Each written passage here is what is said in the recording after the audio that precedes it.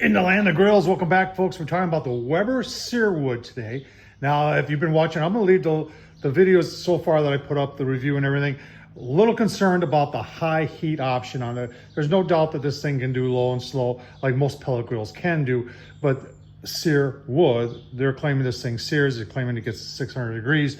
We've had some issues, we've been questioning that, as have a lot of you, and I had stated that, yes, I would be reaching out to the Weber consumer care team, and I'm sharing with you my experience. I'm also going to share with you what they say about this grill. Well, let's get started. All right, so our major concern has been, does it get hot enough to sear? And I've done 3 attempts at searing on this. You've seen one of those videos. There are 2 others that I have been holding off of because I'm hoping that we can work through this. And the last one I did was just a couple burgers, and it left some searing lines. However, the length of time you had to leave it on the grill in order to get those made it so that the burgers were, well, they were done. They were, I wouldn't say well done, but really close to being well done. There's a lot of us out there, including myself, that do a steak on here. I want it rare, and I don't want to have to wait for a couple minutes or 5 minutes just to get some sear lines. And that's what we're having here. I suspect, in my mind, if you're asking Tom what your opinion is, this thing is just a little shy of getting too hot enough. Now we can get in that whole discussion, and everybody has put their 2 cents in, but I'm gonna tell you how Weber's approached as to what the temp really is in there, and how there's really, I don't even think there's a way to prove whether they're right or whether they're wrong. All right, so it was a little less than a week ago that I made my first call to Weber customer service. I believe that was the call center. Gentleman spoke very fast, a little bit of a language barrier there. That doesn't mean it's overseas, but all he did was confirm that I had this product, confirm that it was registered. He did confirm that, confirm my phone number and my email address. He typed down what I talked about, which was, how do we know this is really getting hot enough to sear? How do we know it's really getting to 600 degrees? Everything that I've tried to test it with is showing that it's not getting to 600 degrees. Typed that all down and said someone would get back to me within 24 to 48 hours, either phone or email. All right, so the second experience with Weber customer service was a little over 24 hours after the first phone call. And it was a young lady, once again, I think from a call center. She did not understand what I was saying, and I was having a hard time understanding what she said. But what she called me to do is say, hey, we sent you an email. Here's the email. And just asked me if I had any questions. Well, I hadn't opened up the email, so I opened up the email real quick, and I started asking questions. She kept on talking about she had to go back to her team. At that point, I played the YouTube card and said, hey, I'm making videos on this. I really would like to talk to somebody who has a little bit more knowledge in the Weber Searwood. And she said, okay, yeah, you're right. And so she followed up with an email almost immediately asking me to send them all my questions. So typed down all my questions. I believe there were 6 or 8. They revolved around to the smoke setting, why the graph goes to 180 and it just sits there and doesn't tell you what the real temp is in the grill. And then it went straight into, how do we know it's 600 degrees? How did Weber test that?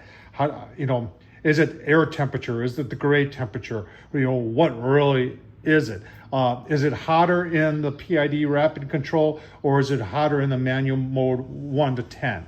So sent those questions off, and before we get into that, let's take a look at what they had originally sent me back as a reply in the second contact. All right, so here's the email they sent back, and this is the Valerie lady, and she's just saying it's important not to compare the probe to the controller.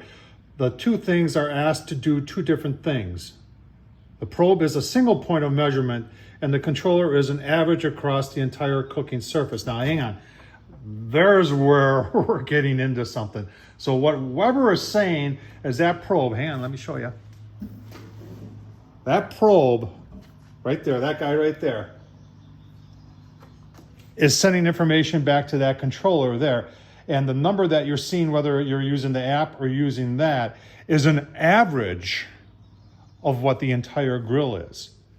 I don't know how you prove that or disprove it. They're also telling you that even if you put a probe right next to their probe, that it won't correlate back with what it's actually reading, because there's a secret number that is giving to that. And it's not giving you the number that has.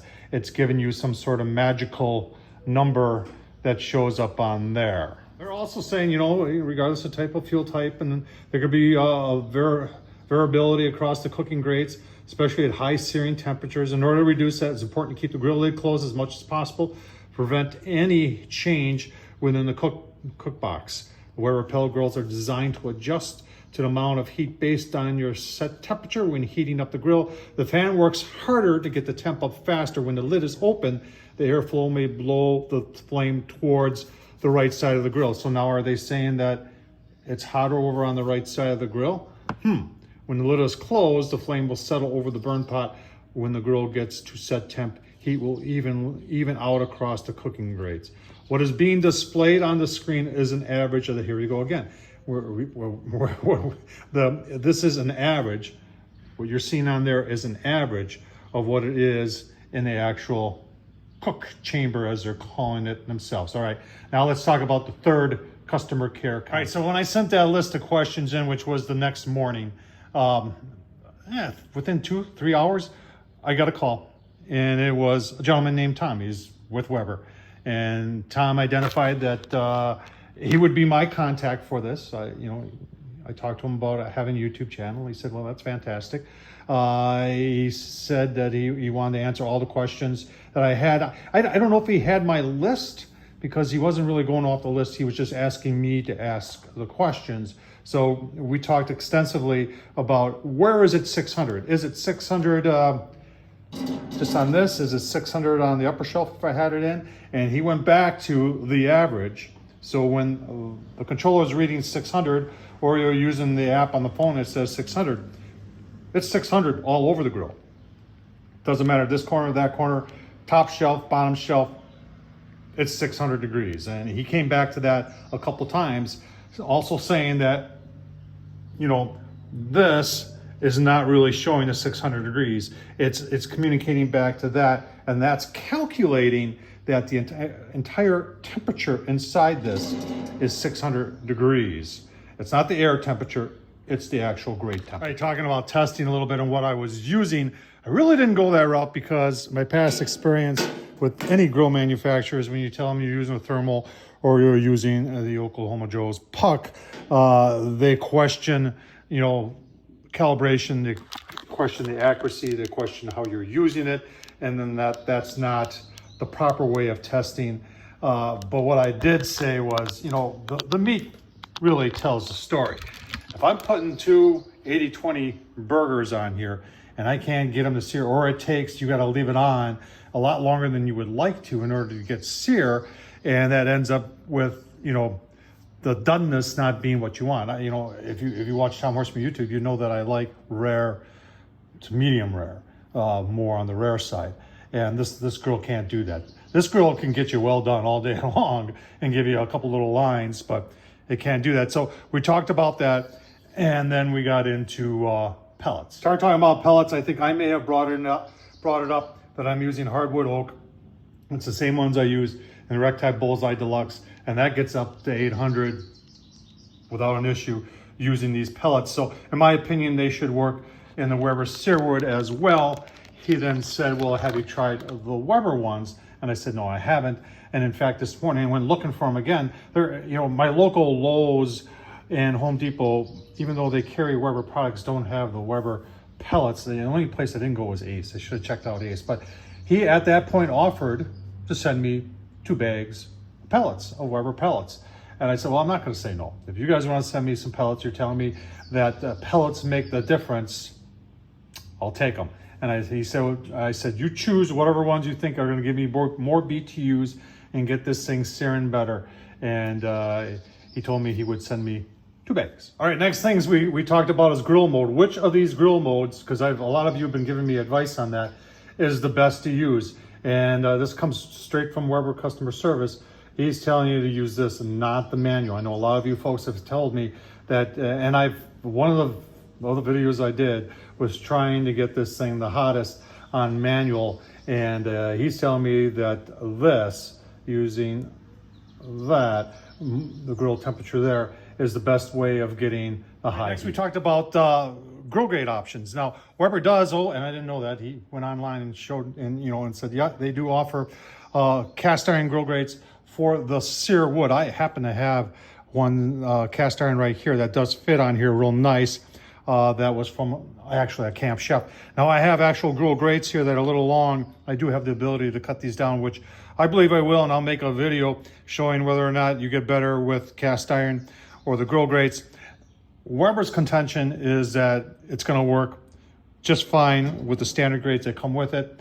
The cast iron ones will also work. Another thing we did talk about was programming of that. And I asked, there are other PID programs that you can get into, and I'll use Camp Chef for Pellet Pro, and I even believe RecTech has it, that you can actually change. And on the old days, we used to call it the P setting, where you can get in there and you can change. And for seasonal changes, make the PID a little bit stronger, meaning put a few more pellets in to get higher heat. He's stating that doesn't, and I've been looking in the app, and if there is, it's got to be a backdoor that we as a consumer can't do. And I asked if they could, and he wasn't aware of anything.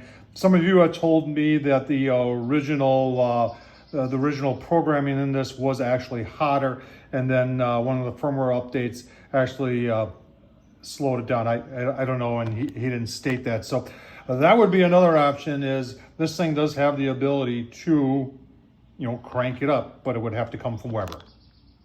All right, so where do we go from here? At this point, we're going to wait for the pellets. Fingers crossed that the pellets, the Weber pellets, actually do make the difference.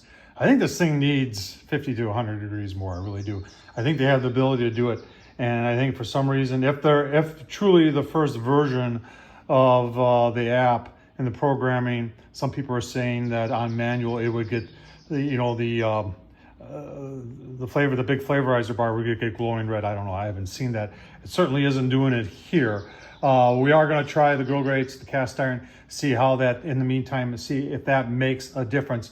But this thing is definitely lacking the upper end of the temperatures. And when they say 600, they kind of backed us into a corner saying, yep, you just have to trust us.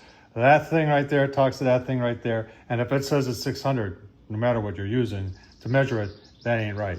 So there we are. Good job by Weber, because it kind of, it doesn't leave us anywhere to really go when it comes to the sear wood and the sear part of the sear wood. Tom Horsman YouTube. Hey folks, if you want to support this madness of this, consider donating, buy me a beer in the super thanks. I put a lot of time and effort into bringing you all this information. Wish me luck. Good luck to you. Thanks for watching.